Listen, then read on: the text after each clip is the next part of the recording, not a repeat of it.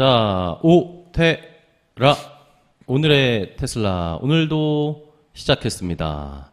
저희는 매일매일 5시에, 그래서 오테라입니다. 5시에 테슬라에 관련된 어떤 이야기든 합니다.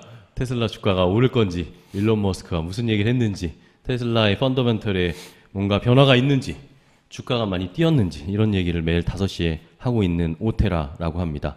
뭐 테슬라만 하는 건 아니라 뭐 주식시장의 전반적인 이야기도 하고, 애플을 다룰 때도 있고, 이런 기술 기업들, 뭐 구글이나 이런 알파벳 이런 기업들도 다룹니다. 자, 그래서 오늘은 여러분들 저희가 예고를 해드렸듯이 저희가 개국을 한 지 한 달이 됐습니다. 3월 초에 3월 2일 날 시작을 해서 진짜 딱 거의 한 달 됐네. 4월 오늘 3일인데 한 달 만에 저희가 구독자를 2,860명 정도 모았습니다. 이제 한 달 특집을 맞이해서 시장에 대한 이야기를 좀 해드리려고 오늘 특별한 분을 모셨습니다. 저희가 몇 번 예고를 해드리긴 했죠. 예고를 해드렸습니다. 오늘 옆에 우리 강정수 박사님이 아니라 정광우 대표님이라고 86번가 유튜브를 운영하시고 전에 펀드 매니저이시기도 했고 아주 시장을 잘 보시는 제가 좋아하는 분입니다.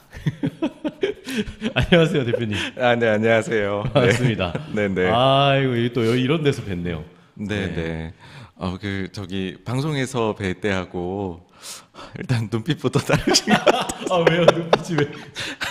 강렬한 눈빛을 느꼈습니다. 제 눈빛이 막 강렬한가요? 네. 그런가요? 훨씬 더 의욕적인가요, 네, 여기가? 네. 우리 정광우 대표님은 제가 옛날에 저희 코로나로 한참 집에 콕 박혀 있을 때, 그쵸? 네. 2020년이었나? 그때 집에 콕 박혀 있어서 뭘 해야 될지 모를 때 사람들이 주식에 엄청나게 몰입했잖아요. 네, 네. 그때 또 유행했던 게 지금은 기억하실지 모르겠지만 클럽하우스라는 게 있어요. 맞습니다. 예. 말로만 떠들면서 사람들과 교류하는 그 클럽하우스라는 어플에서 광우님을 제가 처음 뵙죠. 그 목소리, 나긋나긋한 목소리에 제가 네. 조곤조곤조곤 할 말을 다 하시더라고요.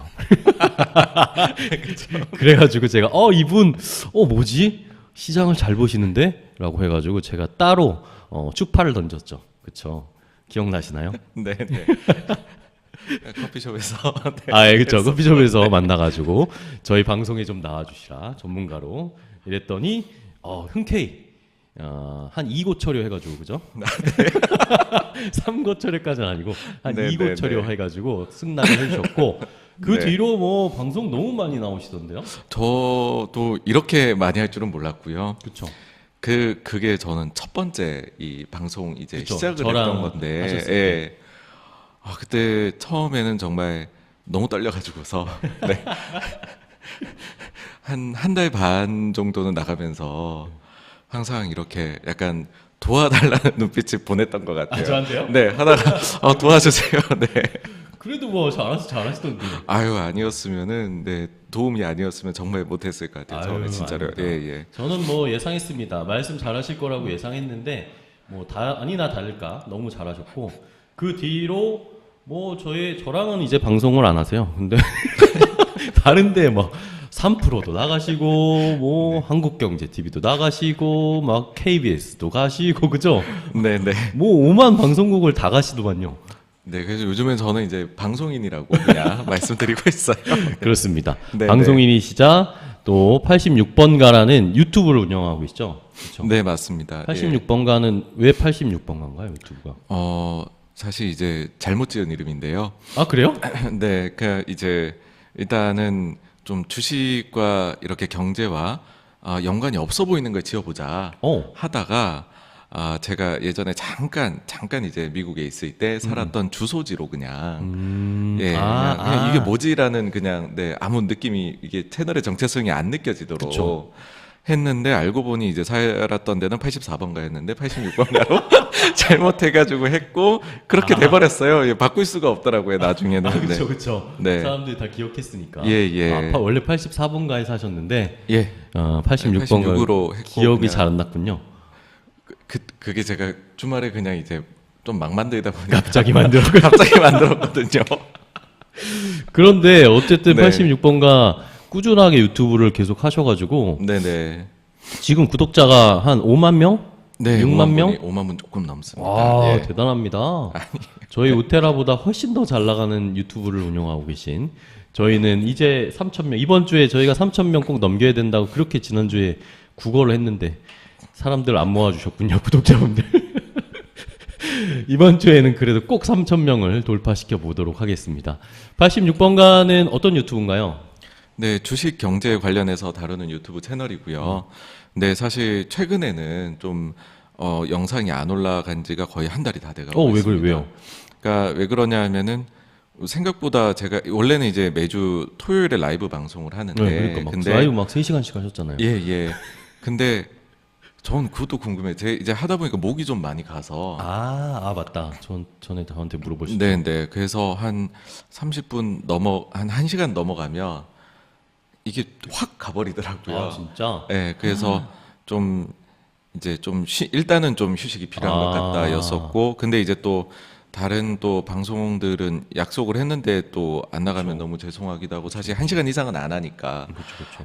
그렇게 하고 또 하나가 좀 요즘에 이제 은행이나 이런 이슈들이 있으면서 약간 분위기가 과열되는 게 느껴지더라고요. 그러니까 뭐 이거 진짜 이런 망하냐 어떠냐 막 이렇게 되면서 한 번은 그때 그러니까 많이 이제 찾아주시는 이제 그 감사한데 거기서 막 이제 다투시는 거예요 채팅창에서.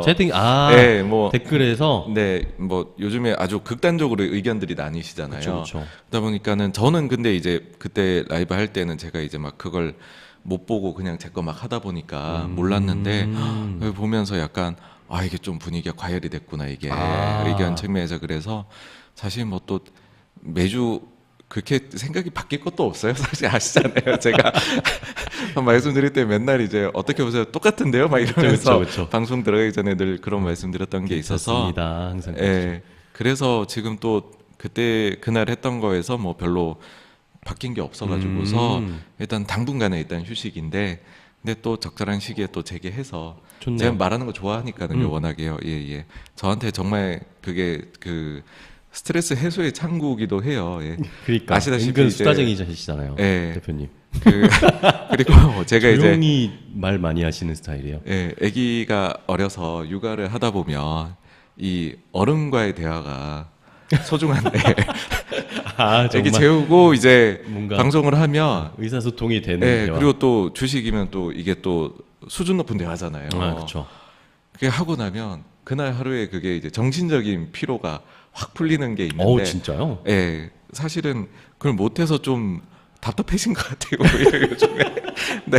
잘 오셨어요. 예. 네. 못하셨던 얘기 쭉 하고 가세요. 네, 육아 알겠습니다. 힘든 이야기 이런 것도 네. 하셔도 되고, 목에 뭐가 좋나요? 이런 거. 여러분들, 우리 정광훈 대표님이 목에 안 좋으시다는데, 목에 뭐가 좋을지 여러분 추천해 주세요. 약도 좋고, 뭐 음식도 좋고, 아니면 뭐 호흡법도 좋고, 이런 거 추천해 주시고.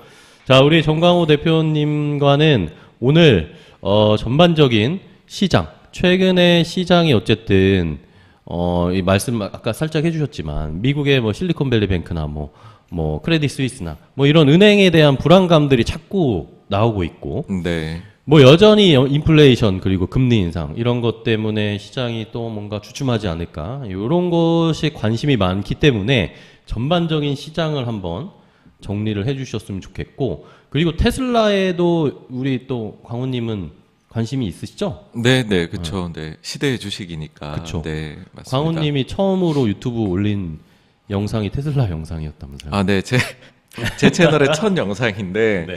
방금 전에 그래서 이제 말씀 나누다가 봤는데 조회수가 아직 800몇이더라고요. 보통 광훈님이 영상 올리시면은 영상당 조회수가 10,000회 정도 나오는데, 그 첫 영상은 숨어있는 영상은 800? 네, 800 몇십, 뭐 820? 60 몇인가 뭐 이렇게. 828회? 뭐 이 정도 조회수를 하니까 그 내용이 어떤지도 궁금합니다. 우리 네. 강남조님이 댓글에다가 킹광훈님이 오셨다라고 하셨습니다. 그가 오셨다. 아닙니다. 네. 왕이 오셨다. 킹광훈님. 요즘 뭐 경제 주식 파트에서 최고로 핫하십니다. 아시는 분들 다 아시죠? 소리 질러 여러분들. 킹광훈님을 환영해 주세요. 자, 그러면은 일단 너무 우리가 사적인 얘기만 너무 하면 안 되니까. 네. 일단은 테슬라 주가만 제가 간단하게 네네. 주말 사이에 어땠는지 체크만 해드릴게요. 요런 식으로 진행이 됩니다. 네네. 알겠습니다. 테슬라, 네. 오테라는 이런 식으로 진행이 됩니다. 일단은 자 주식을 봅시다. 오테라, 테슬라의 지난주 토요일 미국 시간으로 금요일 날 테슬라가 어떻게 마감이 됐는지 보겠습니다. 자 여러분들 기뻐하십시오. 테슬라의 주가가 $200가 다시 돌파됐습니다. 박수. 207달러 46센트에 거래를 마쳤습니다. 많은 분들이 기뻐하셨을 것 같고, 저희가 지난주에 라이브하고 방송을 했을 때도 만약에 인도 대수가 42만 대 넘으면 주가가 올라갈 거다라는 것들을 어느 정도 예상했었죠. 그 예상대로 주가가 6% 넘게 오르면서 207달러 46센트에 거래를 마쳤습니다.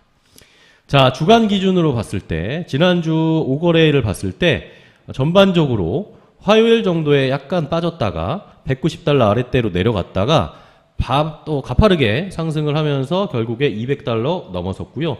지난주 금요일에 미국 시장은 전반적으로 분위기가 좋았죠. 전반적으로 분위기가 좋아서 뭐 인플레이션 지표, PCE 물가지수가 발표가 됐는데 이것도 뭐 인플레이션 이제 잡히는구나 이런 식으로 해석이 되는 수치들이 나왔고, 뭐 은행에 대한 그런 불안감 이런 것들도 해소가 되면서 전반적으로 시장이 상승을 했습니다. 뉴욕 3대 지수가 전반적으로 상승을 했고, 인플레이션 압력 완화 이러면서 페드도 금리 인상 이제는 조금 긴축 우려 완화되지 않을까 이런 것도 함께 저희가 또 희망 회로를 돌리면서 시장이 올라갔습니다. 자, 이러면서 애플, 뭐 마이크로소프트, 아마존, 알파벳, 메타 다 올랐고요. 테슬라가 그래도 기술주 중에 눈에 띄게 많이 올랐고 6%나 넘게 올랐으니까.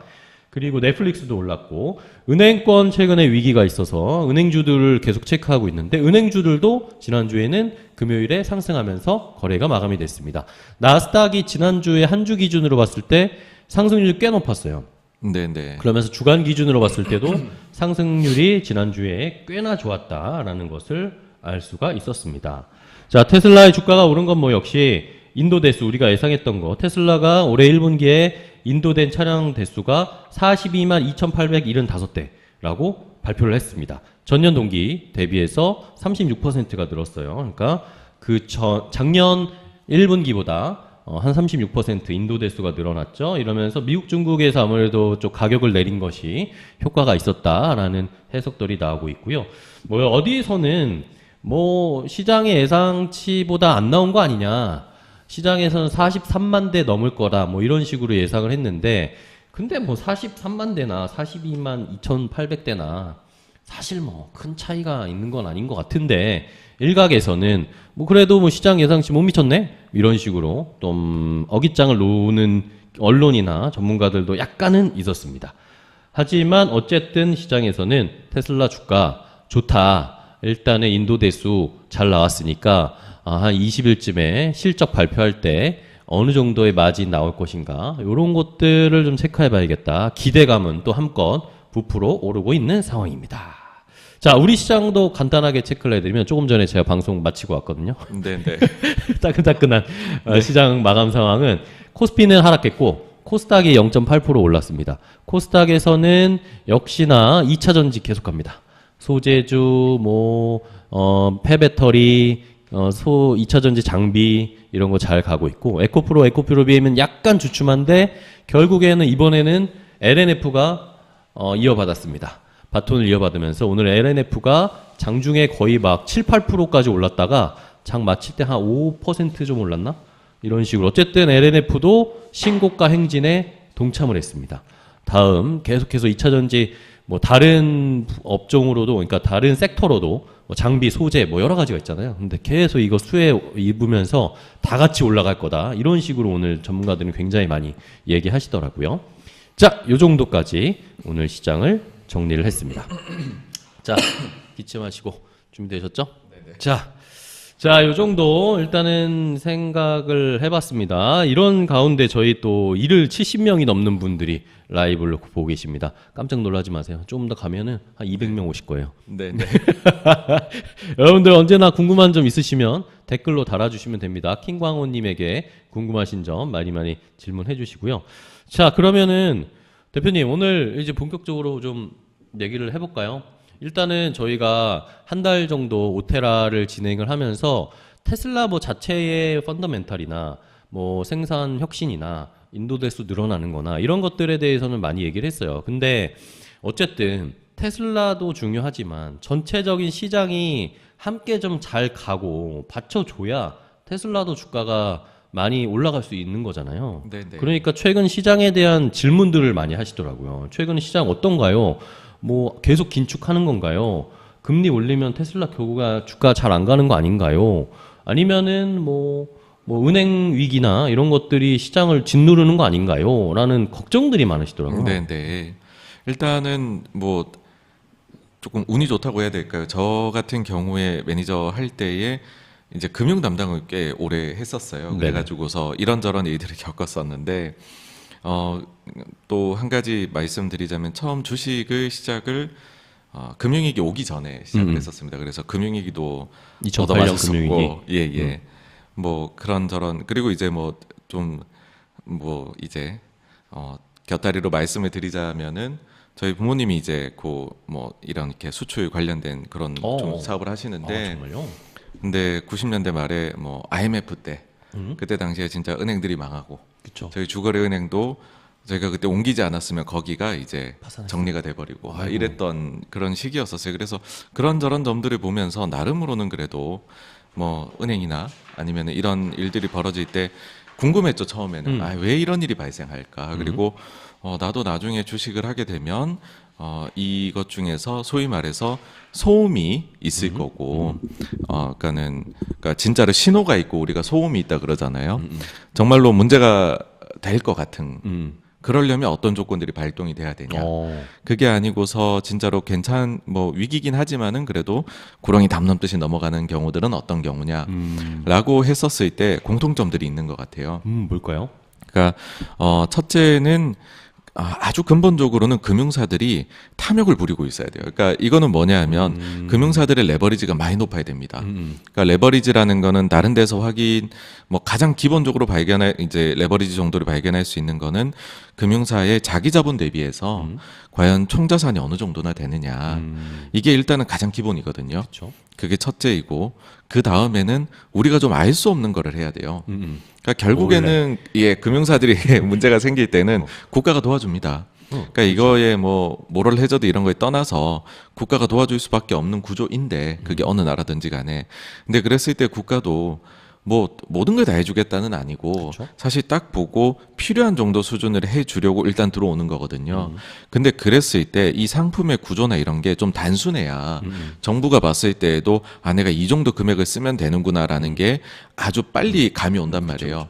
근데 그걸 모르고 있게 되면 예를 들면 대표적인 게 2008년도에 그 파생 상품은 담당자도 모르는 거였었어요, 사실은. 정말요? 예, 그러다 보니 이게 어디까지 어떻게 되는지 모르니 정부에서도 도와주려고 달려와 봤는데 돈을 얼마나 적절한 대책이 늦게 나와버리게 됐고 전이가 이미 빠르게 되어버리게 된 거죠. 그러니까 소위 말해서 의사라고 가정하면 병이 있어가지고서 개복을 했는데 이미 다 전이가 어디까지 되는지 모르는 거예요.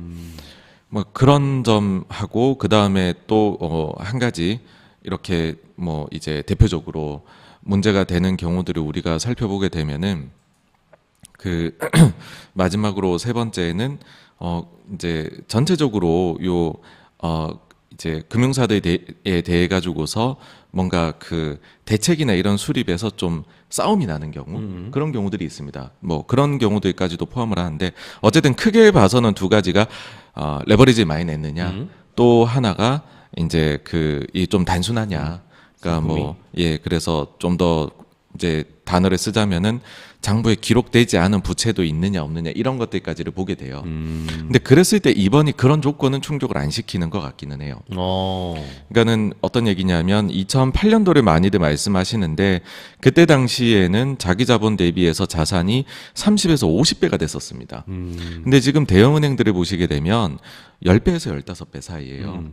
그러니까 정말로 뭐 무슨 도드 프랭크 법안이니 뭐니 해가지고서 영업을 많이 못하게 만들었었어요. 대표적으로 웨스파고 같은 경우에는 미국에서 이제 5대 은행에 들어가는데 그렇죠. 여기가 개인 고객들의 정보를 가지고서 불법적으로 활용한 게 잘못이 드러납니다. 그래서 그 다음에 페널티를 받은 게 뭐냐면 자산이 너는 증가하면 안 돼라는 처벌을 받아서 지금까지 유지가 되고 있어요. 오. 그러니까 여기는 지금 시켜버렸어. 5년인가 6년 전부터요. 자산이 안 늘어나요. 그러니까 은행 보고 영업을 하지 말라는 거거든요. 기존에 있는 것만 돌리라는 거거든요. 그러니까 최근에 문제가 되는 뭐 예금이 갑자기 증가를 해가지고 그걸로 이제 만기가 긴 채권을 샀는데 여기서 미실현 손실이 발생했어라는 걸 할 수가 없었어요. 그러니까 그런 식으로의 규제들이 이미 많이 들어와 있다. 네. 그러다 보니 미국의 대형은행들은 보면 레버리지가 10배에서 15배 수준밖에는 안 되는. 그러니까 2008년하고는 비교가 안 되는 거죠. 그 다음에 또 한 가지가 지금의 하는 것들, 그러니까 한국도 마찬가지인데요. 부동산 PF 문제 많다고 하는데 부동산 PF라고 하는 거는 예를 들어 라면으로 치면은 신라면 같은 거예요. 엄청 오래전부터 해왔고 지금도 그냥 꾸준하게 팔리는 스테디셀러. 그쵸. 우리가 지금 보고 있는 부동산 가령 국내 뭐 이제 PF 문제 2011년에 저축은행 사태 터질 때도 똑같은 거 했었어요. 그 전에도 똑같은 걸 했거든요.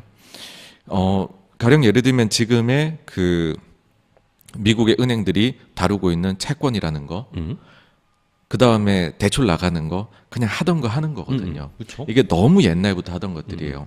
그러니까는 2008년하고 다르다라는 게 2008년은 갑자기 만들어진 각종 파생 상품들이 도대체 무슨 구조인지를 설명을 해줘도 잘 몰랐거든요. 근데 지금은 그렇지 않다라는 네. 거예요. 그러니까 이제 그 혹자들은 그런 얘기들을 하세요. 사태가 되게 심각한가 봐. 왜냐하면 연준이 정말 발빠르게 움직인다. 그걸로 봐서는 정말로 큰 문제가 생기니 저렇게까지 과감하게 빨리. 하는 걸 거야라고 생각하시지만 그게 아니라 반대로 연준이 보기에는 너무 빤한 상품들인 거예요. 여기 얼마를 어떤 식으로 쏟아부으면 되는지가 한마디로 한 20, 30년 전에 자기네가 써놓은 그 대처법 매뉴얼을 그냥 먼지 툭툭 털어서 보면 되는 그런 일인 거예요. 견적이 그냥 나오는 거군요. 견적이 나오는 거죠. 그래서 처음에 이게 딱 터졌을 때 어떤 얘기를 했냐면 91년에 얘기를 해요. 그러니까 이게 지금 연준 의장인 파월 의장이 2013년도에 당시에 연준 위원이에요. 그때 당시에 자기네가 이제 위기를 좀 지나왔잖아요. 2008년 위기 좀 지났잖아요. 그러니까는 레포트를 하나 씁니다. 뭐 대마 불소의 종료라고 해가지고 이번에 위기는 이런 식으로 우리가 넘겨가고 있는데 네. 과거에 우리가 비슷했던 게 1991년이 있었다. 그때 당시에 우리가 위기를 이런 식으로 넘겼었다. 그러면서 두 가지 사례를 적는데 당시에 이제 자기가 재무부에서 일을 해서 실제 자기 그 업무도 했었다. 이런 거 이제 버무려서 얘기를 해요. 근데 그때가 비슷한 게 91년에 뉴잉글랜드 은행이라는 데가 파산을 해요. 근데 그때에도 뱅크런이 발생을 하고요. 요 은행이 당시 기준으로 미국에서 두 번째인가 세 번째로 큰 파산이었고요. 네. 그 다음에 순위가 한 12 후반대 정도에 지금 SVB하고 되게 비슷해요. 근데 그때도 예금자 보호해주고 브리지뱅크 만들어가지고서 해소가 됐어요. 그리고 그때 당시에 두 번째 사례가 어디냐 하면은 이제 그 살로몬 브라더스라는 이제 그 투자은행이 있거든요. 여기가 불법적인 행위를 해가지고서 큰 문제가 생겨요. 근데 여기는 다행히도 정부가 손을 쓰지 않고도 해소가 된 우수 사례다라고 하고 넘어가는데 실은 그렇게 정부가 손을 쓰지 않아도 그 금융기관이 위기에서 탈출할 수 있었던 이유는 대주주가 워런 버핏이었어요. 그러니까 버핏이 모든 걸 쏟아부었었고 지금도 비슷한 게 뭐냐면 자기 자본 대비해서 미실현 손실이 많은 순서대로 쭉 나래비를 세우면 1등이 SVB였어요. 97%였고 2등이 40%로 뱅크 오브 아메리카였거든요. 근데 뱅크 오브 아메리카가 위험하다는 얘기는 안 해요. 그쵸. 왜냐? 워런 버핏이 지금 최대 주주거든요. 그러니까는 그때랑 비슷하다는 얘기가 하고 싶은 거예요, 사람들은. 그러니까 우리 그때 당시에도 이제 저축 대부조합 사태 같은 게 터져서 막 저축 대부조합이 4,000개 중에 1,000개 넘게 망했는데 네. 그 활용 정점이 90년대 초반에 나왔고 그때가 뉴잉글랜드 은행하고 살로몬 브라더스가 문제가 됐는데 지금하고 비슷한 좀 느낌이 들지 않느냐라는 거예요. 그리고 다루는 거나 이런 것도 전통적이고 그러니까 우리가 많이 이제 좀 전 이런 얘기도 항상 드리는 게 우리나라에서 은행이라는 걸 생각을 하시면은 망하면 큰일 나는 걸로 생각을 하세요. 그러니까 한국은 구조가 대형화가 다 돼버렸어요. 소수에게 다 집중인데 미국은 지금도 은행이 되게 많아요. 엄청 많죠. 그래서 수시로 망해요. 아, 수시로 망해요. 네, 수시로 망하는 데들이 나타나는 그런 이제 구조를 가지고 있다 보니 아직까지도 거기는 대형화의 길로 가고 있는 거예요. 초대형 은행들이 그러면 좀 망한 은행들을 인수하고 이런 식으로 이제 소위 말해서 마켓 쉐어를 계속 높여가는 경쟁을 하고 있는 거거든요. 그러다 보니까는 미국에서는 긴축의 과정에서 이런 일이 발생하는 건 어쩔 수 없는 일이고 다만 이거를 시스템 리스크로 전이 안 되게 잘 막자, 해소를 하자. 그러기 위해서 재무부도 있고, 그 다음에 연준도 있는 거다라고 생각을 한다는 거죠. 그러니까 조금 느낌이 다릅니다, 이게. 그러게요. 네, 그래서 뭐 좀 장황하게 길었었는데 결론적으로 말씀을 드리자면 꽤나 이거는 연준이 좀 자신 있어 하는 영역이었다, 나름대로는. 그래가지고서 조치들이 나왔고, 실제로 그러면은 지금 이게 좀 안정화가 되고 있느냐라는 거 우리는 어디서 확인할 수 있냐면요. 미국 이제 그 매주 목요일이에요. 네. 매주 목요일 날에 미국 장 끝나고 30분 지나면은 연준에서 매주 수요일 기준으로 본인들의 자산 변동 내역을 발표를 합니다. 은행들이? 예. 그러니까 그 연준에서 발표를 하는데 여기에 보면 연준이라는 데는 최종 대부자거든요. 은행들의 은행이요. 은행이 위기 갔을 때 연준에 가서 돈을 빌려 쓰는, 그렇죠. 급전을 빌려 쓰는 데거든요. 근데 그 연준에서 나머지 은행들한테 급전 나가고 있던 거. 그게 SVB 터지고 확 증가를 하거든요. 근데 그 다음 주에 소폭 줄고 제일 최근에 나온 자료에서는 좀 많이 줄었습니다. 그러니까는 진짜로 위기가 계속되고 있다라고 하면 급전이 계속 늘었을 거예요. 근데 그 금액이 좀 줄고 있거든요. 그리고 또 연준은 다른 나라 중앙은행들한테 소위 말해 통화 스와프로 달러를 빌려주는 역할도 해요. 그 금액도 SVB 이후에 늘었다가 지금 감소를 했거든요. 그러니까 사태가 계속 전이가 일어나고 있다라고 하면 이건 계속 올라갑니다. 2020년 3월에도 그랬고 2008년 10월에도 그랬어요. 이게 올라가서 전이 계속되고 있으면은 쭉쭉 올라가거든요, 이렇게. 근데 지금 이렇게 해서 살짝 이렇게 지금 내려와 있는 상황이라 아직까지 이게 제로는 안 됐거든요. 그러니까 계속 보기는 해야 되는데 패턴으로 봐가지고서는 일단은 급한 불은 진화가 되었다. 그러니까 연준의 조치는 일단은 적절했다라고 뭐 평가할 수 있을 것 같고, 그러다 보니 자산 시장도 좀 이렇게 긴장을 하다가 다시 이렇게 뭐 반등을 한 게 아닌가라고 보입니다. 네. 그러면 대표님은 올해 주시장 어떨 거라고 보십니까? 저는 좀 비슷하다고 생각을 하는 게 2015, 16년이거든요. 네. 그때는 무슨 일이 있었냐면 15년도에 도이치방크 망한다는 얘기가 나왔어요. 그리고 16년 초에도 똑같은 얘기가 나왔는데 여기에 추가로 뭐가 더 나왔냐면 중국이 망한다는 얘기가 나왔어요. 네. 중국이 그림자 금융으로 망할 것이다 라고 해가지고 그때 당시에 보시면 주식시장이 좋지가 않습니다. 16년 네네. 초까지가. 근데 좀 다행히도 그 문제가 뭐 망하지 않고 어물쩍 넘어가요. 그러니까 아직까지도 중국은 뭐 그 그림자 금융이란 문제 자체는 중국의 부동산 문제에서부터 비롯된 거긴 하거든요. 아직까지 해소는 안 됐어요. 근데 해소가 안 돼도 약간 만성 질환처럼 이게 급성으로 급사하는 게 아니라 넘어가는 네. 그런 단계로 갔는데, 그러다 보니 시장에서는 굉장히 보수적으로 사람들이 포지션을 잡고 있다가 그거를 풀면서 증시가 소위 말해 의심의 벽을 타고서 살짝 계속 올라갔었던 장이 15, 16년, 그러니까 16년 초 이후의 네네. 장이었는데, 사실 제가 봤을 때는 요즘에 뭐 금융기관들의 위기라든지 그런 얘기하는 게 좀 그때하고 비슷한 느낌이 그러게요. 많이 들기는 해요. 네. 그때도 경기 안 좋다 그래가지고 뭐 반도체나 이런 데도 안 좋을 거야 해서 뭐 16년도 2월 이렇게 15년 10월이 전자 저점이고, 그 다음에 뭐 구정 그 다음에 2월부터 전자가 좀 반등이었고 16년도 6월까지도 나머지 대형 좀 반등을 못해요. 네. 하이닉스라든지 뭐 다른 등등등등 포스코나 이런 기업들이 그 뒤에 그때부터 반등을 하거든요. 그러니까 그 정도로 그때에도 실적이라든지 경기, 그 다음에 금융 환경 이런 거에 대한 우려가 컸었던 게 그 시기고, 그게 왜 그랬냐면 13년도 12월부터 연준이 이제 드디어 테이퍼링에 들어가기 시작을 해요. 돈을 무제한으로 영원히 풀 줄 알았는데 돈줄을 조이는 대로 이제 들어가는 거죠. 그러고 나서 15년 12월에 금리 인상하고, 그리고 16년에는 원래 4번 금리 인상한다 그랬어요, 정도표가.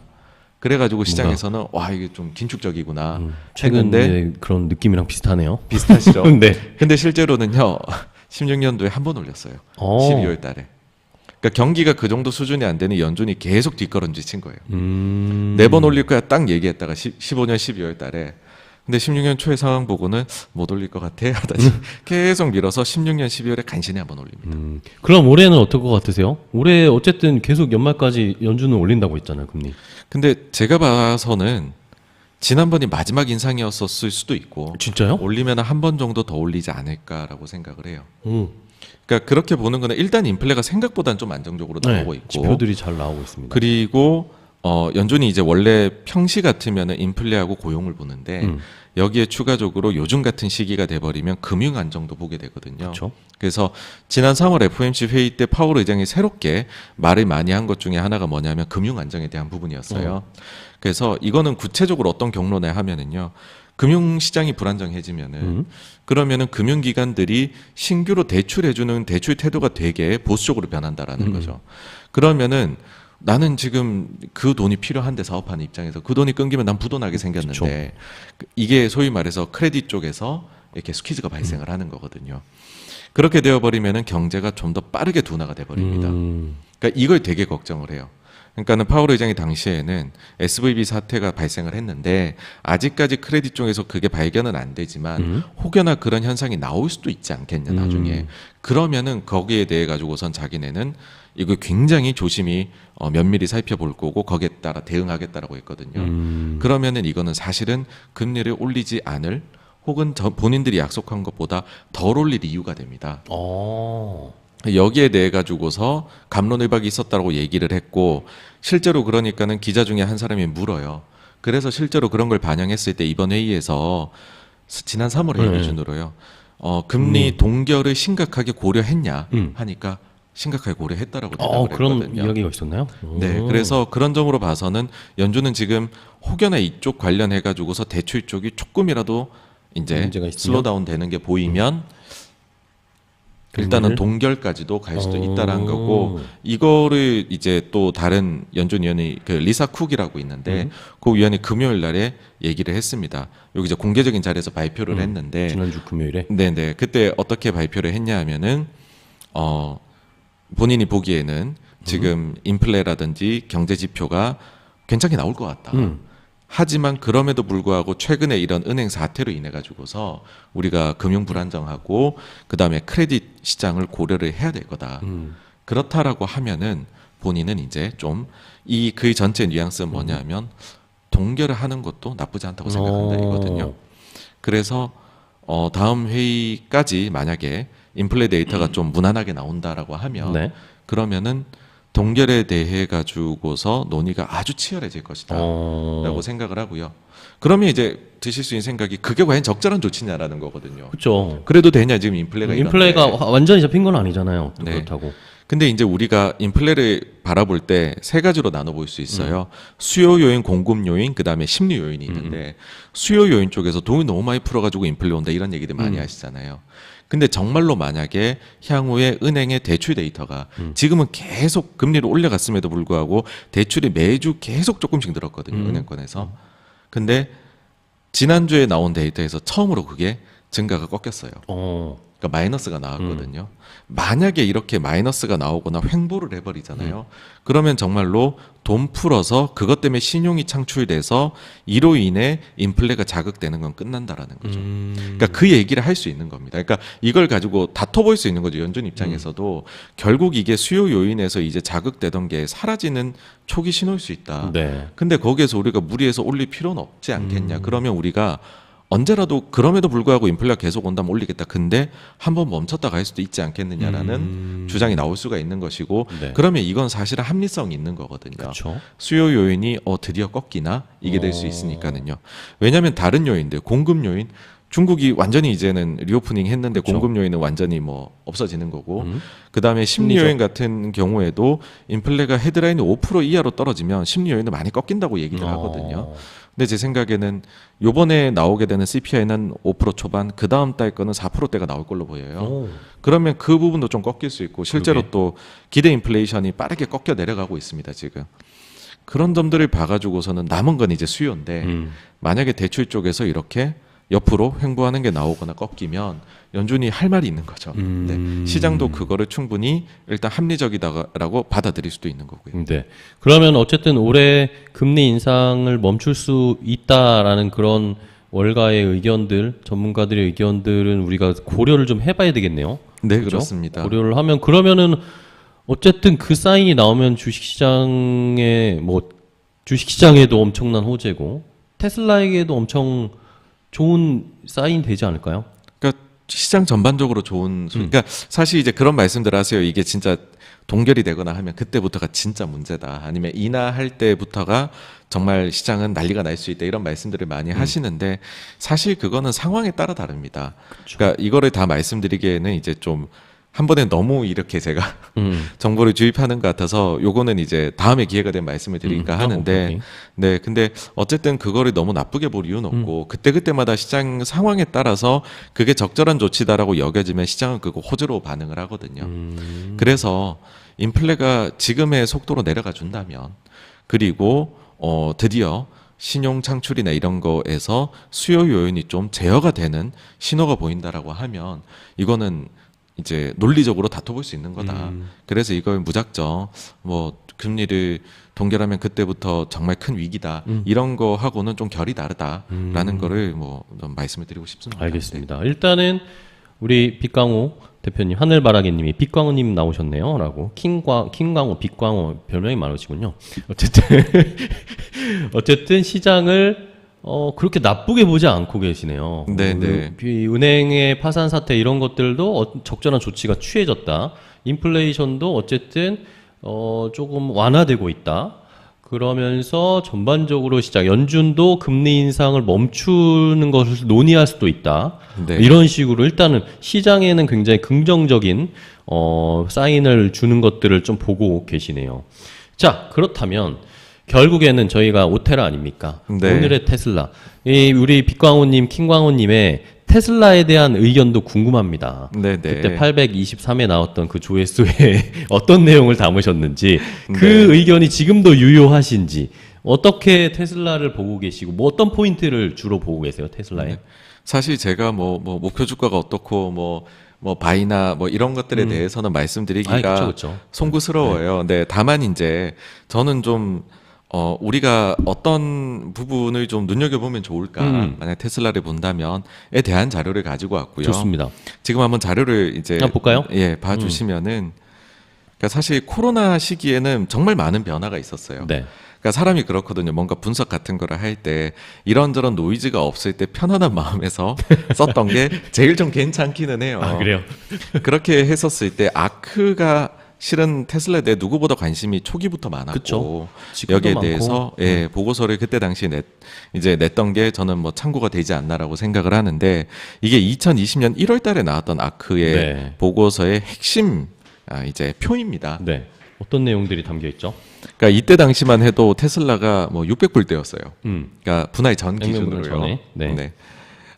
그 당시에 이제 증시도 뭐 2018년 말에는 안 좋았다 19년에 꾸역꾸역 올라가서 20년도 1월 2월에는 신고가 기록하고 있었거든요. 그쵸. 미국 증시가요.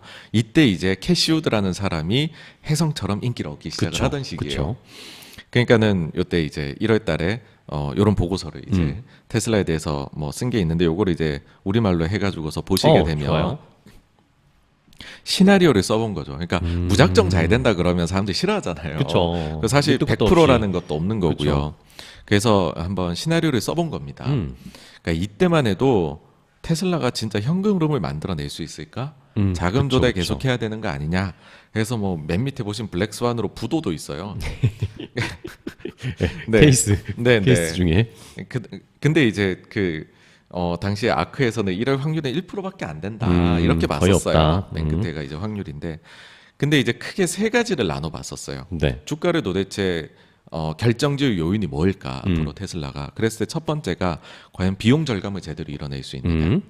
그러니까 이때만 해도 뭐 효율성 있게 이 뭔가 뭐 흑자가 구조적으로 난다 이런 게 아니었으니까요. 두 번째는 효율적으로 공장을 건설해서 운영할 수 있느냐. 즉 이제 그 영업 레버리지가 날 수 있느냐 없느냐 이걸 얘기를 한 거고요. 마지막으로는 자율주행 네트워크를 과연 정말 실현시킬 수가 있느냐. 요 세 가지를 가지고서 그러면 이제 가지수가 쭉 나오잖아요. yes, no 해가지고서. 그렇게 해서 봤었을 때 본인들의 기본 가정은 요 중간에 있는 부분들이란 거죠. 그러니까는 비용 절감을 이뤄낼 수 있을 것 같다. 근데 뭐 효율적인 영업 레버리지가 날 수도 있고 안 날 수도 있고 자율주행은 안 된다고 가정을 해보자 라고 하는 쪽이 두 개 합치면은 이제 가능성이 56%로 제일 높잖아요. 28%인 요 두 개 예. 중간에. 그래서 그때 당시에 이제 그러면은 퉁쳐가지고서 3,400, 2,500 사이에 대충 한 2,000 후반에서 한 3,000 정도네요. 주가가 일단은 뭐 갈 수 있지 않을까? 갈 수 있지 않을까라고 여기는 생각을 하나 보다. 이렇게 이제 뭐 볼 수가 있는 것이겠죠. 그러니까 요 얘기를 하고 싶은 거죠.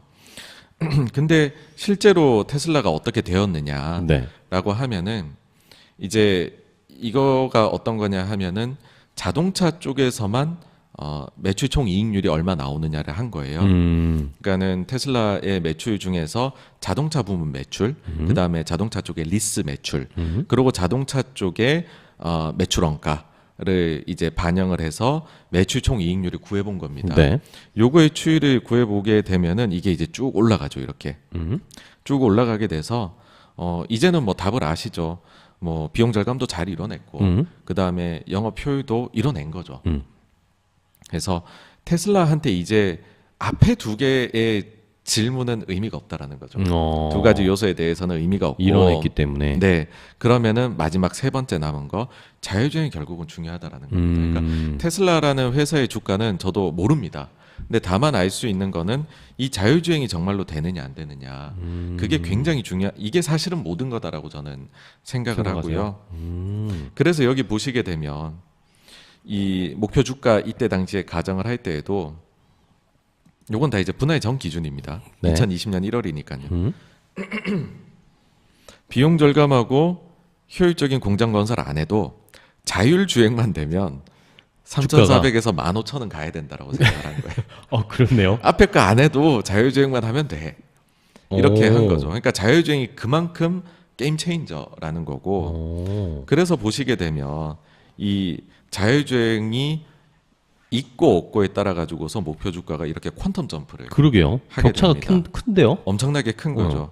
그래서 지금도 저는 똑같은 것 같아요. 지금 이게 이제 그 테슬라가 분할을 2번을 했잖아요. 네. 그거를 반영해가지고 지금 200불의 주가라고 하면은 이게 그전 기준으로 하면 3,000불 이렇게 되는 건데. 그러니까 사실은 이제 앞서 보여드렸던 두 가지의 조건은 실현된 상태에서 그냥 어떻게 보면 박스권으로 움직이고 있는 거죠, 주가가. 근데 여기에서 이거를 그러면은 뚫고서 가기 위해서는 뭐가 정말로 요인이 필요한가? 있느냐라고 하면은 결국은 돌고 돌아 자율주행이 자율주행이다. 되느냐 안 되느냐, 언제가 그런 시기이냐에 대한 게 그러니까 저는 테슬라의 분석은 여기에 그냥 완전히 집중을 하셔도 괜찮지 않을까. 사실 지금 뭐 몇 대가 팔렸고 좀 할인을 하고 어느 시장에서 뭐 규제가 어떻게 바뀌고 이런 것들은 좀 격가지다라는 생각이에요. 이미 왜냐하면 거기에 대해서 경쟁력을 이뤄냈는데 그 요소들은 굳이 볼 필요는 없는 거죠, 사실은요. 그래서 그 요소들이 얼마나 이루어졌는지를 한번 말씀을 드려보면, 그러니까 사실은 지금 거기에서 더 잘하기도 어려워요. 더 비용을 절감하고 더 효율을 높여서 지금에서 뭐 가격 할인을 안 했다고 하더라도요, 테슬라가 마진을 자율주행 없는 상태에서 더 높일 수 있느냐라고 하면 사실 그렇진 않거든요. 제가 한번 비교를 해드리면, 그러니까 그렇게 돼버리면 자동차라는 업이잖아요. 네. 이 자동차라는 업만 가지고서 얼마나 과연 영업 레버리지를 낼 수 있느냐라고 하면 과거 사례 비교하면 되거든요. 그렇죠.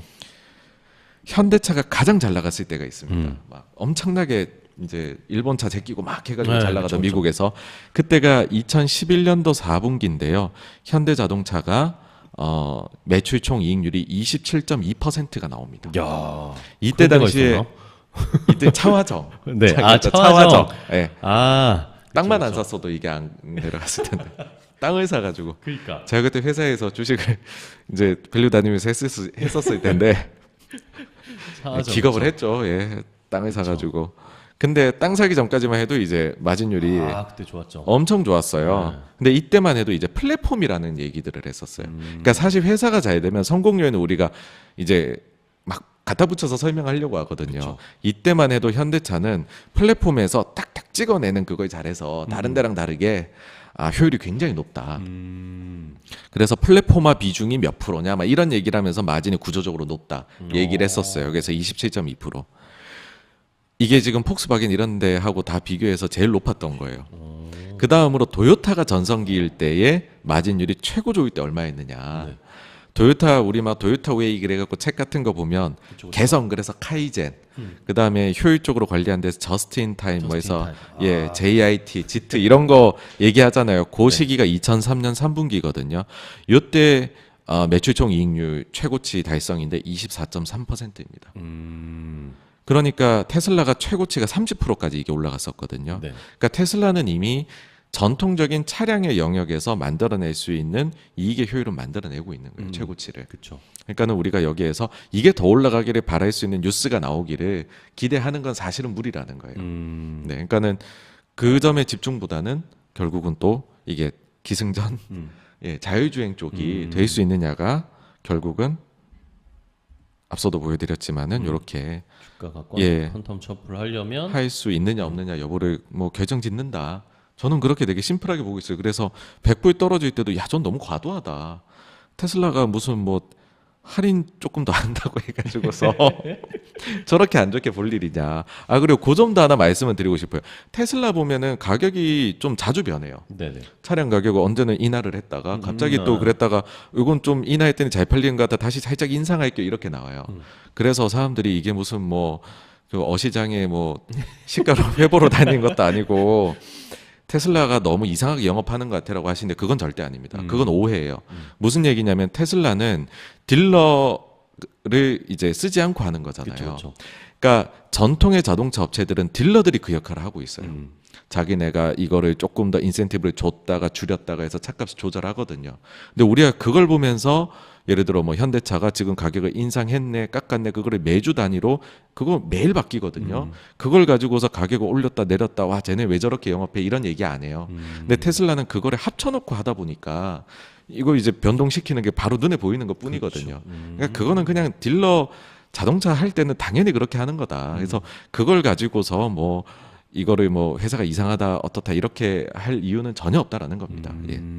그러면은 결국에는 광우님의 말씀은 생산 라인을 어쨌든 안정적으로 구축하고 있고 했고 어느 정도는 달성했고 더 이제 기가 팩토리를 막 만들고 있으니까 더 그런 것들을 확보했고 마진도 어쨌든 이 이익률을 어느 정도 수준 다른 자동차 기업들과는 차별화된 이익을 내고 있으니까 결국에는 한 단계 진짜 뛰어넘는 주가를 보여주기 위해서는 결국에는 자율주행에서 뭔가 과시할 만한 성과가 나와야 된다. 네, 그렇습니다. 사실 지난 분기에도 실적이 이제 어닝 그 예상치를 비트를 했었죠. 상회를 했었는데 그 주요 요인은 그 이제 북미 쪽에 그 FSD 쪽에서 업데이트가 있었잖아요. 그거 관련해서 매출 인식이 이제 잡히면서. 대부분의 요인으로 차지했거든요.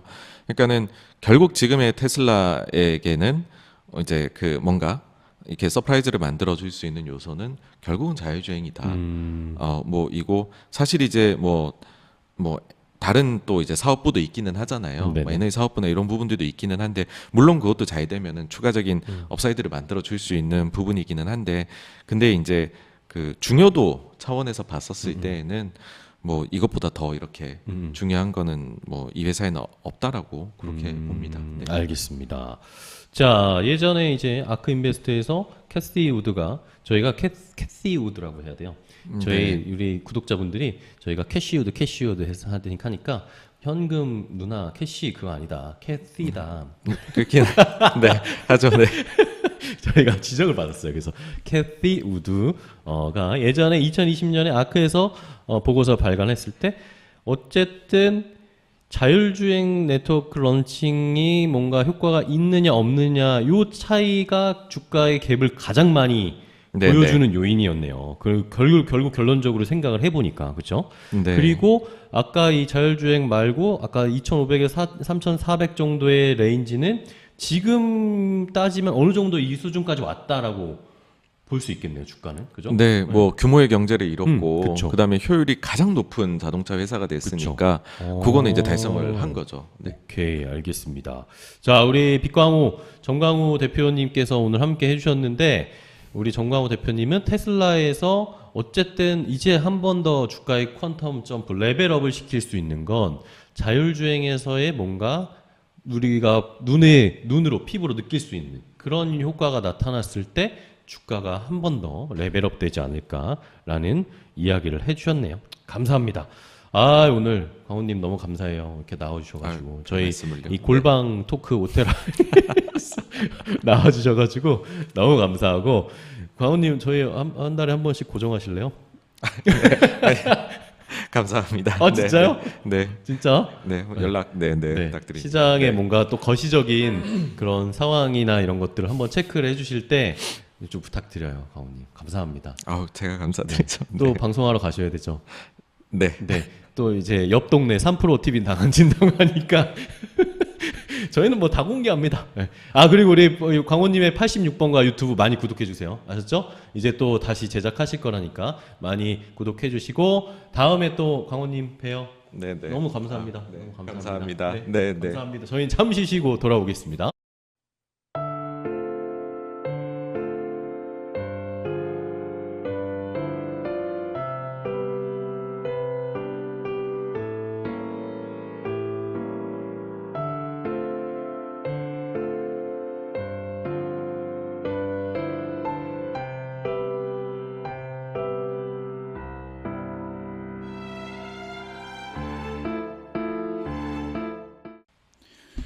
네, 저희 준비됐습니다. 자, 오테라 계속 가겠습니다. 네. 자, 우리 오테라의 주인장 무슨 말씀을요? 우리 대감님 같이 운영하시는 건데. 강정수 박사님이 또 오셨습니다. 환영해 주세요. 우리 네, 유튜브 반갑습니다, 구독자분들. 잘 지내셨죠? 네, 네, 네. 주말 잘 쉬셨어요? 네, 잘 쉬었습니다. 주말에 저희가 결국에는 예상했던 네, 인도대수 이야기가 나왔습니다. 네, 나왔습니다. 좋습니다. 자, 그러면은 여러분들 계속해서 오테라 강정수 박사님과의 라이브를 이어가겠습니다. 이성규님이 어서 오세요라고 반갑습니다. 해주셨습니다. 네. 많은 분들이 박사님을 궁금해 어디 계시냐고 궁금해하셨고 인도대수에 대한 이야기 더 빨리 듣고 싶어요. 막 이런 네. 댓글들이 마구마구 올라오고 있는데 네. 그러면 어떻게 간단하게 관련된 뉴스만 몇 개 체크를 하고 바로 박사님 내용으로 네. 넘어가 볼게요. 자, 일단은 자, 인도대수 뉴스를 보겠습니다. 제가 CNBC 미국 뉴스를 몇 개 가져왔는데요. 자, 일단은 인도대수 아까도 뭐 말씀드렸지만 42만 2,875대 1분기에 인도를 했답니다. 이러면서 시장에서 일단은 저희가 예상했던 42만 대 수준은 충분히 나왔다. 그러면서 이렇게 또 표로 해외에서 많이 분석이 나왔습니다. 일단은 인도 대수는 42만 대 정도, 그리고 생산은 또 더 많이 나왔습니다. 생산한 거는 또 44만 대를 넘게 만들어 놓은 것들은 있었고요. 자, 그리고 생산 대수가 44만 808대. 그리고 전년 동기 대비해서 인도 대수가 36% 증가했고, 전분기 대비해서는, 그러니까 작년 연말 4분기 대비해서는 4% 정도가 늘어났답니다. 네. 자, 그리고 결국에는 거의 다 모델 3나 모델 Y가 98% 그러니까 딜리버리 된 게 거의 98%가 모델 3랑 모델 Y였고, 한 2%가 모델 S랑 모델 X, 이제 고급 버전. 요것들은 어쨌든 인도 대수는 그렇게 많지는 않았습니다. 자, 이러면서 주가가 어쨌든 인도 대수 42만 대 넘었다라고 하면서 주가가 팍 튀어 올랐고요. 이러면서 시장에서는 환호를 했습니다. 네, 제가 이제 소식 전해야 될까요? 네네. 제 화면 좀 보시면서 사실은 이제 금요일날 주가가 올랐던 건 딜리버리 때문이 아니라 금요일날 주가가 좀 올랐잖아요. 네네. 그럼 제가 오늘 마지막에 좀 말씀드리려고 했었던 걸 미리 말씀을 드릴게요. 예. 네, 미리 쭉 제가 넘겨서 자료화면을 이 부분입니다. 캘리포니아가 우선은 지금까지 2035년부터 내연기관 자동차를 판매를 금지하는 것은 여러분 알고 계실 텐데요. 그거는 패신저 카에 제한되는 거였고요. 그런데 캘리포니아가 요번에 지금 관철시킨 것은 뭐냐면 일렉트릭 트럭, 그러니까 즉 트럭에서도 50%는 전기 트럭을 하겠다. 그러니까 즉 2035년까지 캘리포니아는 아직 확정된 법안은 아닙니다만 이걸 추진할 가능성은 매우 높다라는 거죠. 그래서 half of heavy duty truck sales를 갖다가 zero emission을 하겠다.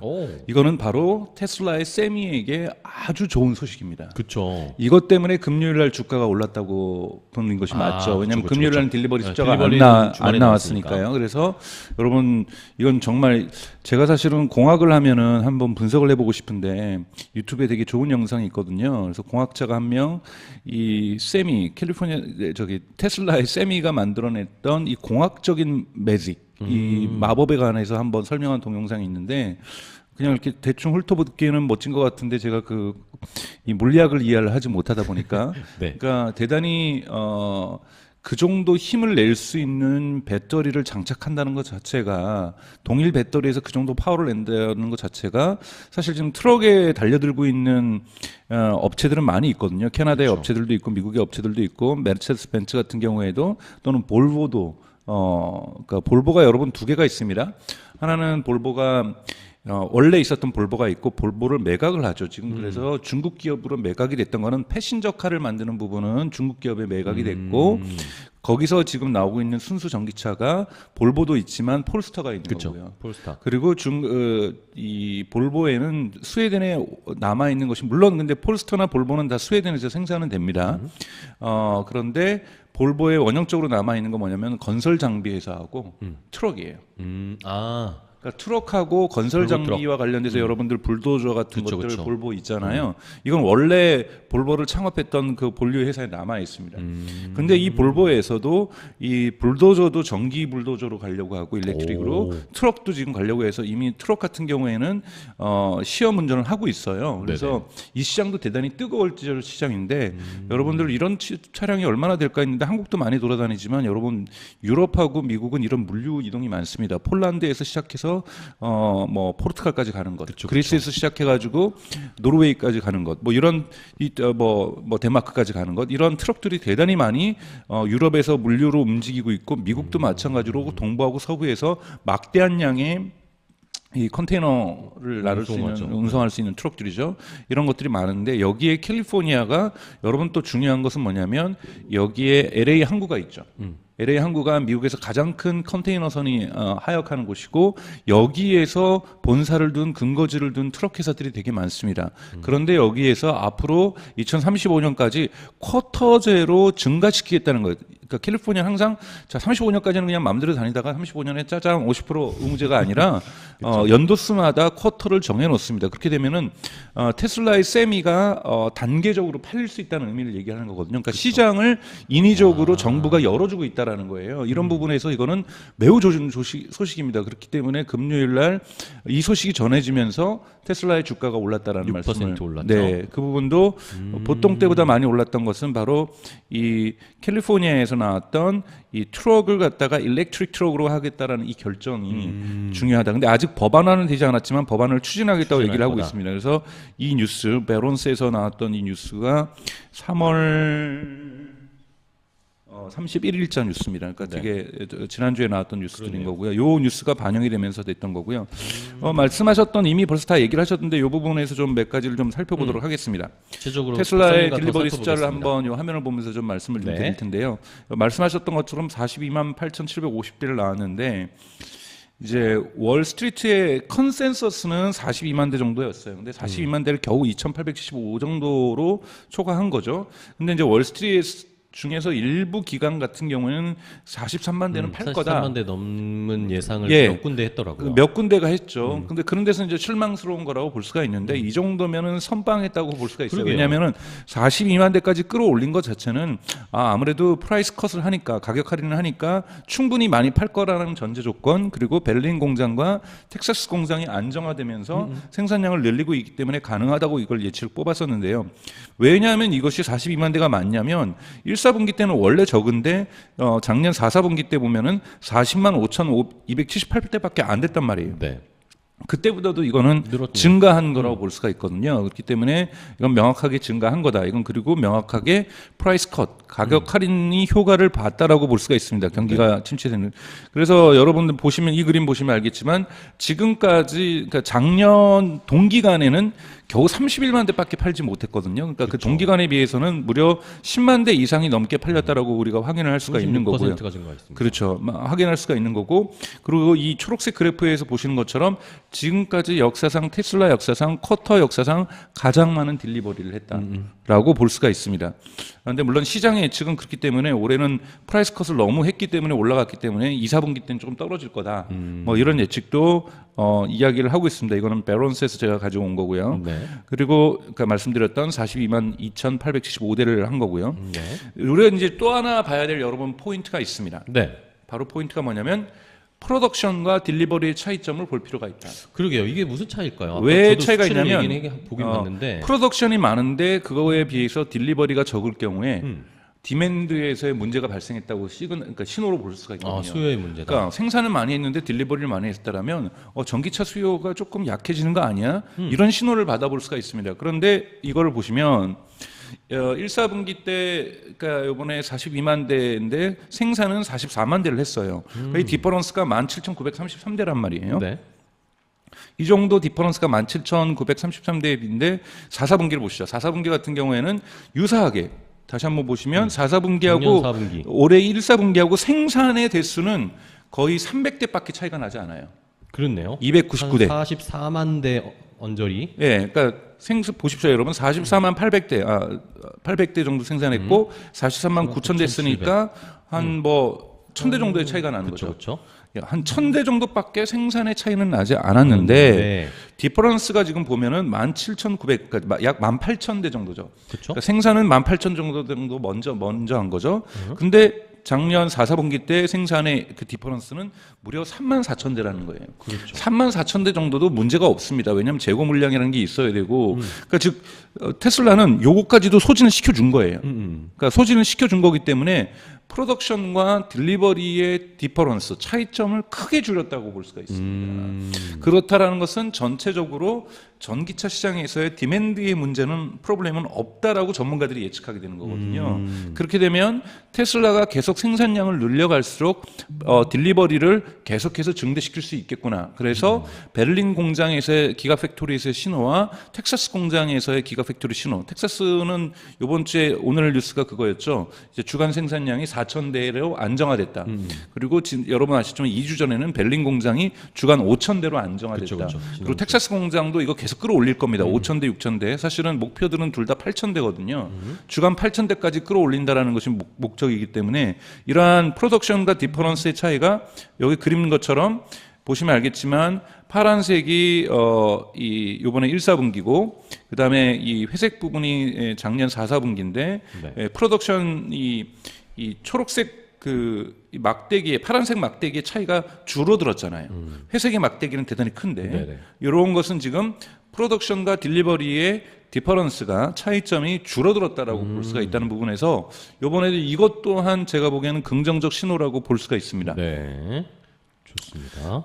사실 딜리버리에 대해서 오늘 짧게 얘기하기 위해서 오늘 또 손님도 오시고 또 아까 전에 고정 출연해 주시겠다는 고마운 말씀도 해주시고 그래서 저는 오늘 되게 소식을 짧게 갖고 왔는데 두 번째 또 하나 좀 여러분들에게 전달해 주실 소식은 저희가 항상 이제 경쟁자들도 봐야 된다고 얘기를 했잖아요. 그런데 그렇죠. 경쟁자에서 저는 개인적으로 루시드나 리비안을 조금 제외시켜 놓고 보는 거고 루시드하고 리비안의 개별적인 주식 평가는 별도로 하더라도 루시드하고 리비안이 세컨드 테슬라, 넥스트 테슬라가 되기는 어렵다는 말씀은 지난번에 드렸어요.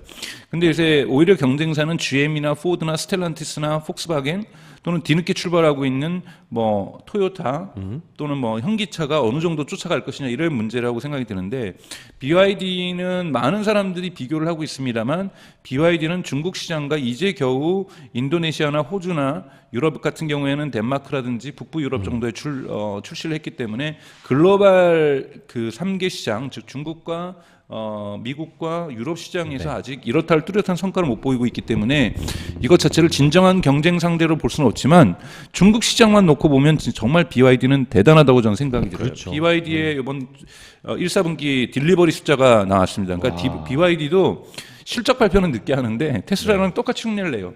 딜리버리 숫자는 바로 같이 발표를 하거든요. 근데 보통 이제 플러그인과 EV를 사실은 분리를 하지 않고 통합해서 우리 얼마 많이 팔았다니까 항상 테슬라를 앞서는 것 같았다는 느낌이 네, 들었어요. 그쵸. 근데 중국 시장에서 앞선 건 맞아요.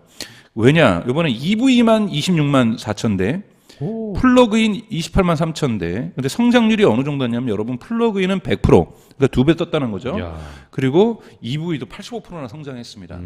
사실 놀라운 성장률이라고 볼 수가 있고 이거는 중국 시장에서 테슬라를 크게 앞질렀다라고 보는 것은 우리가 너무 뭐 인색할 필요는 없을 것 같아요. 그렇죠. 그래서 예를 들면 이런 평가가 나오고 있어요. 그러니까 전체적으로 BYD의 EV 세일 자체만, 즉 플러그인을 빼고 EV 세일 자체만 테슬라의 그 속도에 비해서 2.5배 빠르게 성장하고 있다. 네. 그렇기 때문에 앞으로 중국 시장에서 BYD와 테슬라의 격차가 벌어지는 거 가지고 근데 테슬라가 주가가 부정적으로 영향받지는 않을 거예요.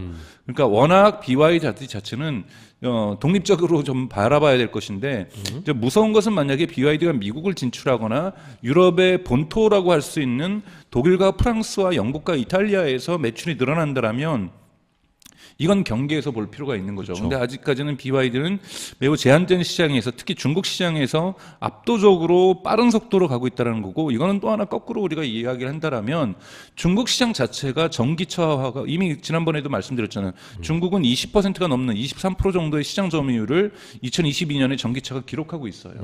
그러면 5대 달리면 그중에 5대 중에 한 대는 지금 전기차라는 얘기잖아요. 그쵸. 이런 부분에서 중국은 전기화가 대단히 앞서가고 있고 미국은 이제 겨우 6%고 유럽은 13%고 그러니까 이러한 어떤 시장 점유율로 본다라면 저 말 빠르게 한다고 좀 빠르게 하지 말라고 좀 적고 계실 것 같아요. 그래서 천천히. BYD 부분은 그렇게 너무 두려워하실 필요는 없다라고 좀 말씀을 드리고 싶습니다. 네, 좋습니다. 자, 저희가 이렇게 테슬라 이야기를 하고 있는 중에 시니컬 다이어리님께서 10,000원 슈퍼챗을 쏴주셨습니다. 아까 전에 쏘셨는데 제가 늦게 말씀드렸는데 감사해요, 시니컬 네, 다이어리님 감사합니다. 다른 분들도 아끼지 마시고 슈퍼챗 구독, 좋아요, 알림 네. 설정, 조태꾸알 해주세요. 네, 그리고 계속해서. 이제 사실 준비한 건 거의 다 했습니다. 사실은 그래서 캘리포니아에서 요 법 마련됐다는 부분 때문에 제가 이번 주는 아니지만 다음 주나 다다음 주 정도에 한번 세미 트럭의 가능성 이제 본격적으로 분석을 해봐도 될 것 같아요. 테슬라에게 사실은 세미 트럭이 지난주에 리콜도 좀 있었고, 네, 맞아요. 그러니까 좀 세미 트럭 자체가 아직까지 막 팔린다 이런 부분은 아니거든요. 그러니까 아직까지는 선행적으로 팔리고 있는데 왜냐하면 많은 사람들이 이 트럭 업자들이 두려워한다 그래요. 이 워낙 장기간을 그러니까 미국 대륙을 횡단하잖아요. 네. 대륙을 횡단하는 문제도 있고 또 하나는 대단히 그러니까 컨테이너 트럭이 무게를 컨트롤함에도 불구하고 때로는 되게 과적 차량들이 많다라는 거예요. 그쵸. 그렇게 됐을 경우에 배터리가 좀 더 빨리 닳지 않을까. 그래서 화물 차량의 운반에 좀 문제가 되지 않을까. 이런 부분들도 문제가 있고 또 하나는 세미가 일반적인 가솔린에 비해서 디젤 트럭이죠. 트럭에 비해서 가격이 좀 더 비싸다라는 그쵸. 문제. 이런 문제들 때문에 쉽게 손이 못 가는 부분들이 존재하고 있거든요. 그리고 이제 세미 트럭이 이제 갖고 있는 문제점 중에 하나는 미국에서는 통용이 되는데 유럽에서는 수출을 못 합니다. 그 이유는 유럽은 2인승이어야 되거든요. 그러니까 유럽은 한 사람이 제가 지금 정확하게 이제 숫자는 기억을 못 하는데 8시간 이상인가를 운전하지 못하게 되어 있어요. 그러면 8시간 이상 가는 지역에는 운전자를 해야 되는구나. 교대를 해야 됩니다. 그래서 2명이 타고 있어 1명이 자고 있다가 8시간이 지나면은 같이 탄다든지 하는데 미국 같은 경우는 가다가 그냥 고속도로 하이웨이에 있는 모텔에서 잠을 자버리는 거죠. 그렇죠. 예, 그래도 이게 8시간이 넘을 수도 있거든요. 그러니까 그런 컨트롤이 강하지 않은데 유럽 같은 경우에는 전자장치가 트럭에 달려 있어요. 그래서 한 사람이 지문을 찍고 운전을 하면은 이 진짜요? 운전자의 운전 시간을 기록을 하거든요. 체크하겠네요. 근데 저는 세미 트럭을 1인승으로 만들었는지 잘 모르겠어요. 그러게. 그래서 아마 유럽용 수출이 되면 아마 2인용으로 바꾸지 않을까. 왜냐하면 공간 자체는 충분히 2인용 공간이 될 수 있으니까. 그러니까 2인용이 둘이서 같이 운전하는 건 아니라 쉬더라도 잠깐 쉴 수 있는 공간으로 옆에 보조 의자라도 있어야 되는 거거든요. 그래서 그런 부분으로 좀 바뀌면 유럽 수출도 가능하지 않을까라는 생각을 하지만 우선은 미국 자체의 트럭 시장이 워낙 크기 때문에 제가 다음 기회에 미국의 트럭 시장의 규모를 좀 더 조사해 갖고 오고 여기에서 지금 이 캘리포니아가 이 법을 바꾸려고 하는 이러한 부분에서의 네.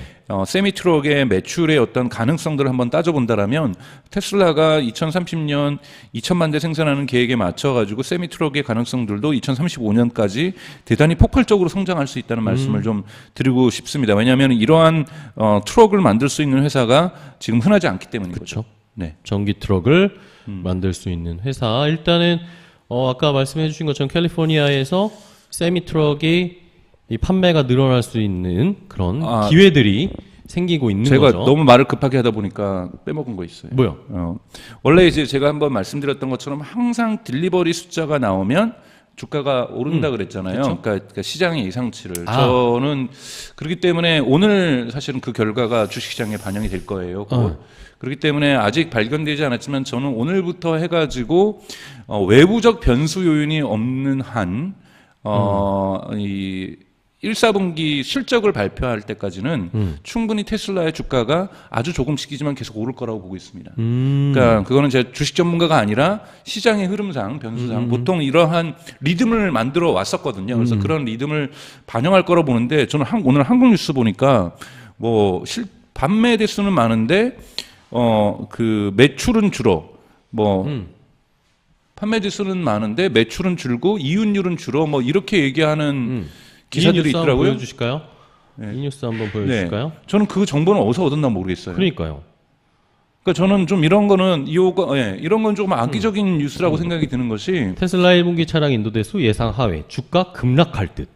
이거 너무 자극적인 거 아닙니까? 네, 그러니까 인도 대선 예상을 하회했다라는 거는 특정 그 기관 투자자들이 그렇게 23만 대를 만들었거든요. 그렇죠. 근데 22만 대라고 42만 대래 22만 대래요. 23만 대로 43만 대. 그러니까 43만. 42만 대는 이미 월스트리트저널이라든지 베론스라든지 블룸버그에서 얘기했던 캔서소스예요. 네. 그러니까 합의의 평균 가격이거든요. 42만 대는. 그렇기 때문에 42만 대에서 하락했다고 볼 수가 없는 건데 한국에서는 조금 저렇게 악의적으로 좀 어떻게 저렇게 기사를 가져왔는지 모르겠어요. 그래서 제가 오늘 읽어봤을 때는 살펴봤을 때는 몇 개의 기관에서는 그렇게 했어요. 그렇죠. 네, 몇 개의 기관에서 한 걸 갖다가 저렇게 침소봉대하는 꼴인 거 같고 그 다음에 또 하나는 뭐 어닝은 줄어들었다. 어닝은 줄어들 것 같다라고 제가 말씀드렸잖아요. 그래서 제가 월스트리트 기관 투자자들의 전문적인 기대치는 그래도 수익률을 20%대로 유지하는가가 중요하다. 그러니까 24%를 유지하는 거는 힘들다. 그쵸. 워낙 가격 할인을 했기 때문에 그럼에도 불구하고 20%를 유지할 수 있느냐 없느냐가 되게 중요한 건데 지금 이윤율이 빠지는 건 당연한 거예요. 그러면 지난 4사분기 때 24%였으니까. 그래서 당연히 21%로 떨어져도 분명히 빠지는 거거든요. 근데 빠지는 건데도 21% 정도만 되면은 그래도 캔서서스를 넘어서는 수치이기 때문에 긍정적으로 평가할 수가 있습니다. 그래서 지금부터 한 2주 동안은 테슬라는 긍정적인 평가를 좀 많이 받을 거라고 저는 개인적으로 전망을 하고 있습니다. 네, 좋습니다. 자, 일단은 그러면 박사님이 준비해 주신 내용을 다 들었고 인도 대수에 대한 이야기, 인도 대수와 생산 대수가 같이 숫자가 발표가 됐는데 어쨌든 2022년 작년 4분기보다는 그 갭이 줄어들었다는 거죠. 네. 그 생산된 것은 거의 비슷했는데 네.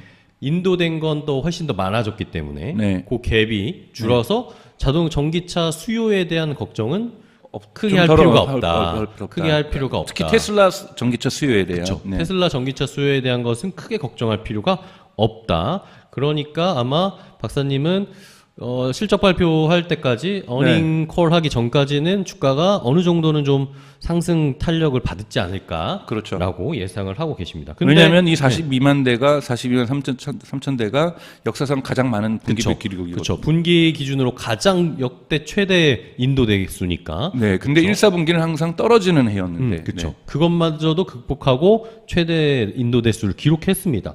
자, 그러면 이제 관련된 최신 테슬라 뉴스들을 몇 개 정리해 볼 텐데, 아까 본 뉴스이긴 하지만, 테슬라 1분기 차량 인도 대수 예상 하회, 주가 급락할 듯. 저런 기사는 정말 악의적. 그러니까요. 이거는 뭐 때문에 급락할 듯이란 근거도 마땅치가 않고, 그죠?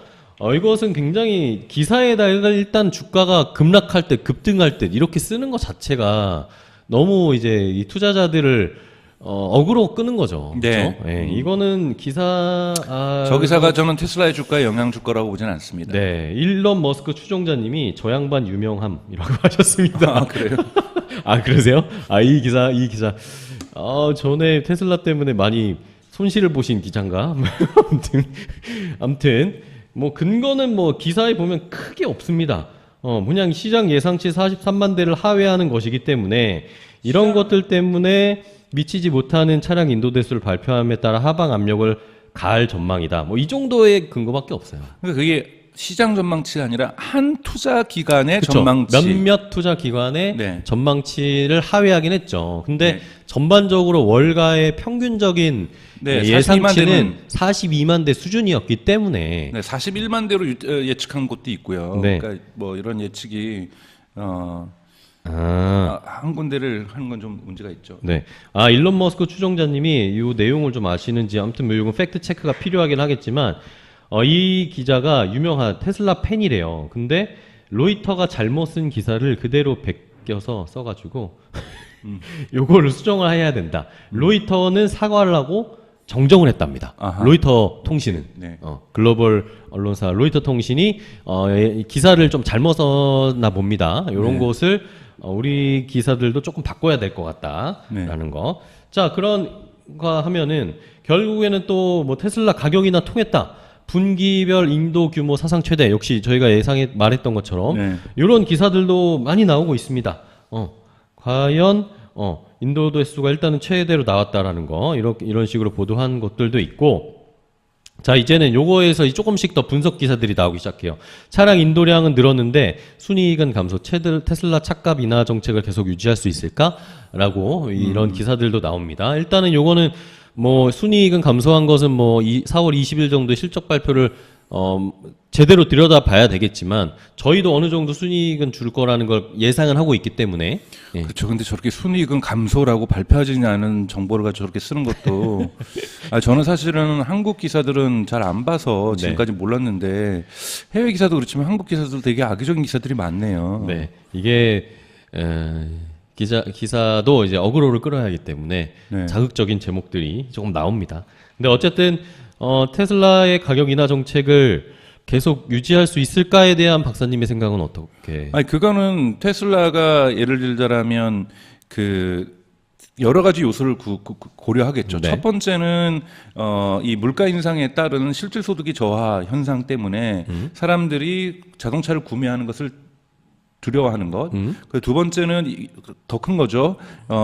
이 이자율 인상에 따라서 미국 같은 경우는 대부분이 신용에 의한 자동차 구매를 한단 말이죠.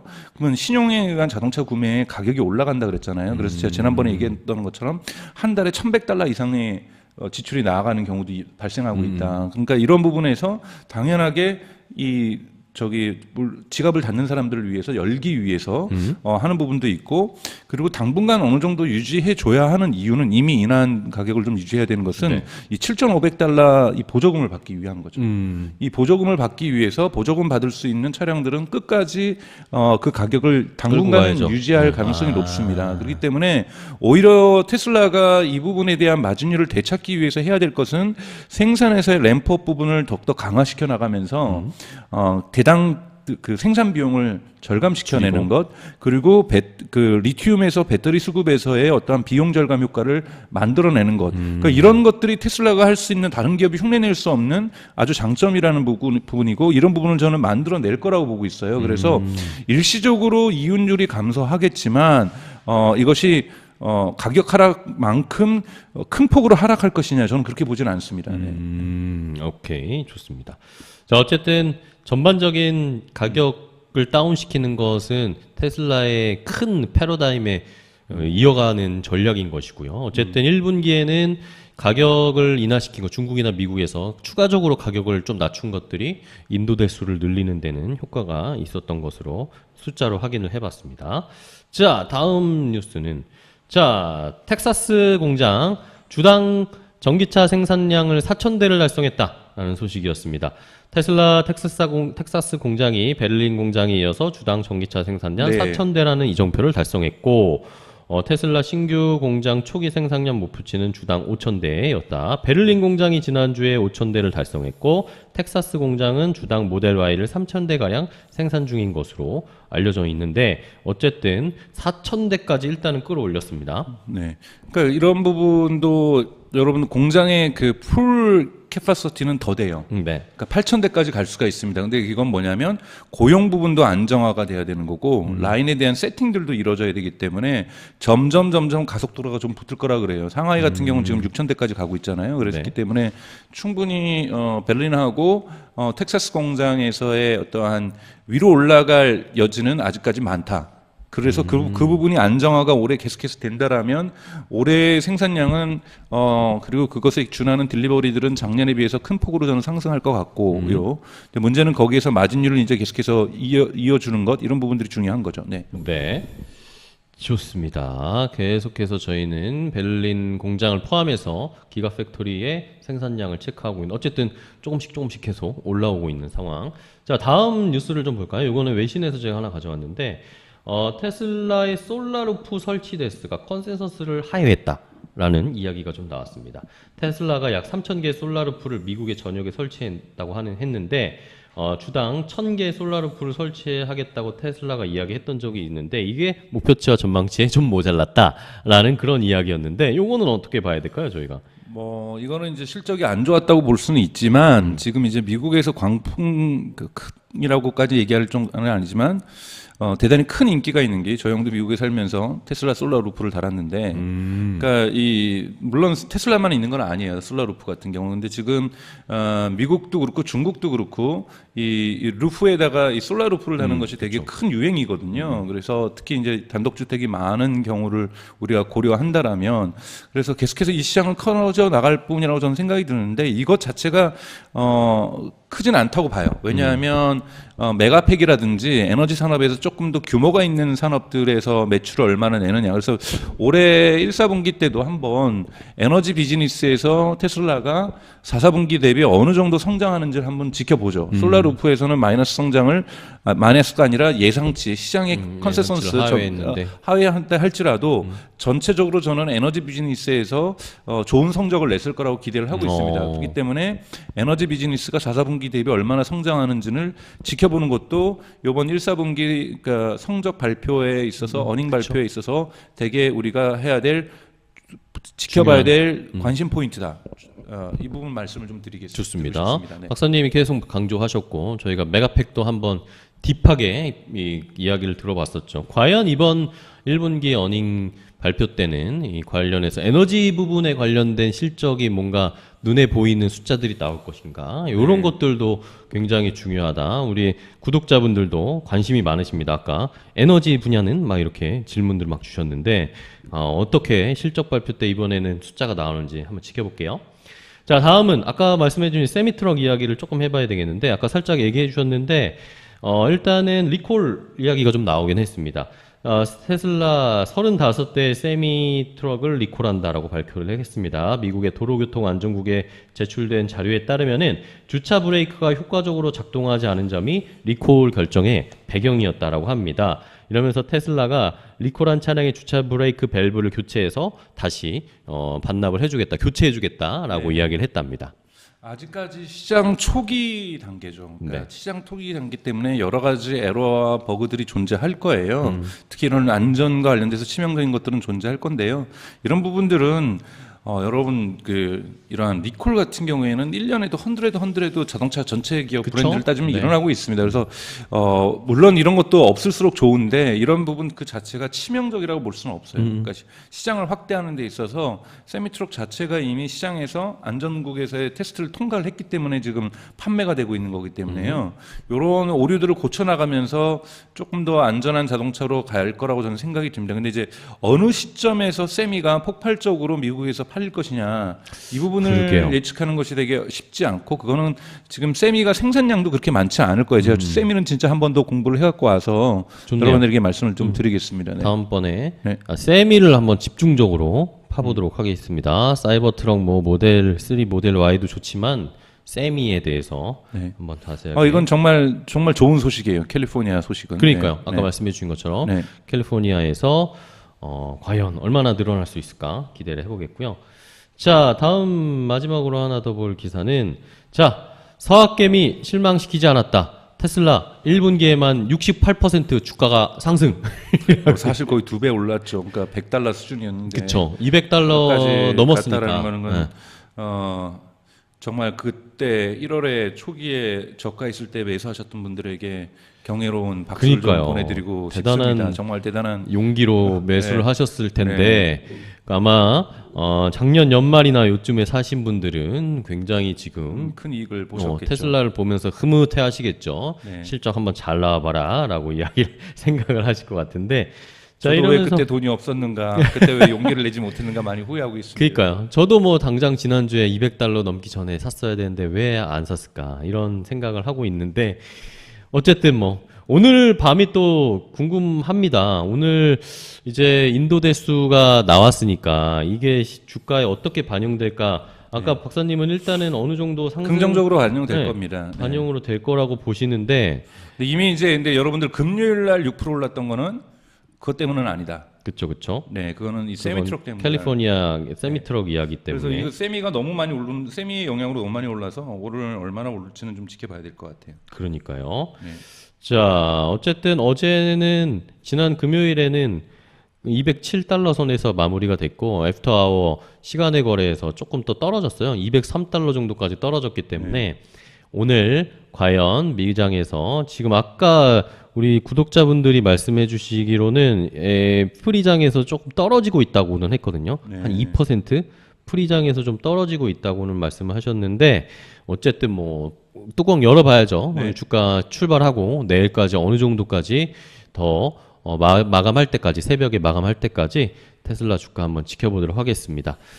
자, 이렇게 오늘 또 강정수 박사님과의 라이브까지 해봤습니다. 네, 이렇게 오늘 연달아서 두 명이 나와서 저희가 그러게요. 뵈는 건 처음인데요. 그러게요. 저도 헷갈리네요. 하지만 잘 마쳤습니다. 오늘도 많은 분들이 댓글도 달아주시고 궁금한 점도 질문해 주셨으니까 너무 감사하고 뭐 하셔야 되겠죠? 구독, 좋아요, 알림 설정 해주시고 슈퍼챗 오늘도 재밌게 들으셨다면 좋은 내용이 많았다라고 하시면 슈퍼챗도 쏴주시면 되고요. 이번 주에 여러분들 이번 주에는 3,000명 넘겨봅시다. 좀 구독자. 네. 일단은 지난 주말에 달성을 못했어요. 너무 아쉬워요.